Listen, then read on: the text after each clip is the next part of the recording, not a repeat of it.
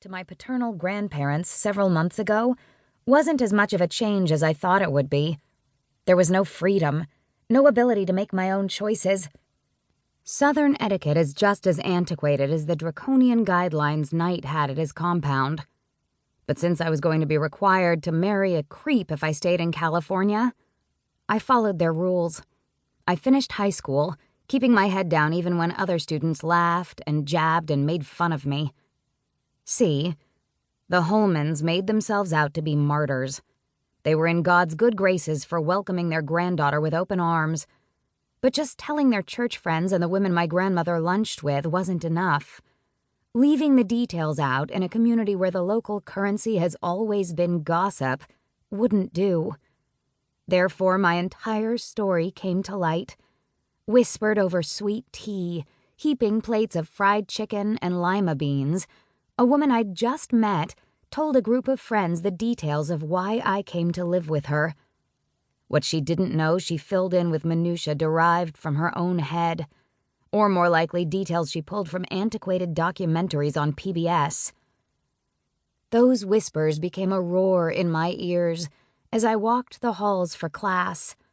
But honestly, they didn't bother me as much as they probably should have. There's only so much that can penetrate a broken heart, and mine was cracked into pieces, shattered beyond recognition before I ever left California. "Are you sure about this, young lady?" the old man asks as he pulls up outside of a community of houses that look like they belong in a magazine. The only thing out of place, really, is the huge, shop-looking building and the rows of SUVs and motorcycles. "Is this the Cerberus clubhouse?" "It is," he answers. "I've lived in Farmington for more than 40 years. I remember when this area of town was nothing but red dirt." "Are they bad people?" He looks over at me, his wrinkled, weathered face somehow comforting. What I imagine a good grandfather would look like. But hell, what do I know? "They're good men," he says, with a certainty that makes me want to believe him. "My sister lives here. After being sex trafficked from where she was living in Seattle and taken to El Salvador, South America, this is where she landed. She has said as much. They're good people, April. You'll like them." I want to believe her, but a group of unrelated people who live in one localized area sounds a lot like a cult to me. I don't know Kara well. She took off from Night Salvation years and years ago, escaping before she was forced to walk down the aisle and become Charles's latest wife. And despite keeping in pretty regular contact with each other over the years, you can't really get to know someone through hasty text messages and letters. This could be another trap, another way to draw me in. But then, I think about Apollo and Legend, the two men she sent to California several months ago to get me out of that place. It couldn't have come soon enough. It was D-Day, my wedding day and 18th birthday.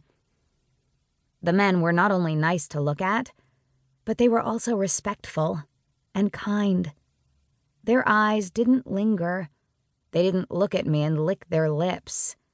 They didn't make suggestive comments or encourage me to perform lewd acts on them.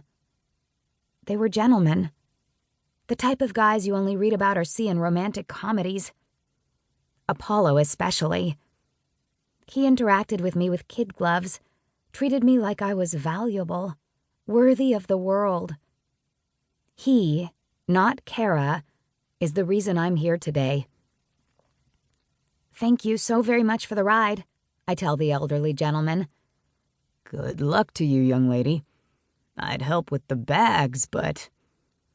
He points down to the hinged brace encircling his left knee. "You've been a blessing. Thank you again." I climb out of the cab and grab the 2 bags my grandparents allowed me to pack before they told me to get out of their house and never come back. "You're an embarrassment to this family. You should be ashamed."